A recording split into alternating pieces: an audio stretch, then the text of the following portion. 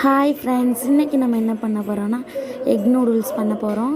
ஒரு பாத்திரத்தை எடுத்து அதில் வாட்டர் ஆட் பண்ணிவிட்டு நூடுல்ஸ் ஆட் பண்ணிவிட்டு நமக்கு தேவையான அளவுக்கு தண்ணியையும் ஊற்றி அதை தக்காளி வெங்காயம் எல்லாம் கட் பண்ணிவிட்டு தக்காளி மிளகாய் ரெண்டையும் சேர்த்து அரைச்சிடணும். ஒரு குளிர் தண்ணியில் எடுத்து வச்சிடணும். ஒரு பேனை எடுத்து திரும்ப எண்ணெய் ஊற்றி அதில் நம்ம தாளிப்புக்காக சோம்பு சேர்த்துக்கிறோம். சேர்த்ததுக்கப்புறம் கருவேப்பிலை போட்டுட்டு வெங்காயத்தை நம்ம ஆட் பண்ணி நல்லா அதை வதக்கணும். வதங்கினதுக்கப்புறம் கொஞ்சோண்டு இஞ்சி பூண்டு பேஸ்ட்டு நம்ம அரைச்சி வச்சதை சேர்த்துட்டு நூடுல்ஸை நம்ம தனியாக எடுத்து வச்சுக்கிறோம். அதுக்கப்புறம் நம்ம முட்டை சேர்த்துட்டு அது நல்லா நம்ம கிளறணும். கிளறினதுக்கப்புறம் சால்ட்டு, மல்லித்தூள், மிளகாய்த்தூள் எல்லாம் சேர்த்ததுக்கப்புறம் நூடுல்ஸை நம்ம சேர்த்துக்கணும். சேர்த்து நம்ம கரண்டிக்கு பதிலாக நம்ம தட்டு யூஸ் பண்ணிக்கலாம். ஏன்னா நம்மளால் கிளற முடியாது. கிளறினதுக்கப்புறம் நூடுல்ஸ் ரெடி. இது நாங்கள் 10 மெம்பர்ஸ்க்காக பண்ணியிருக்கோம்.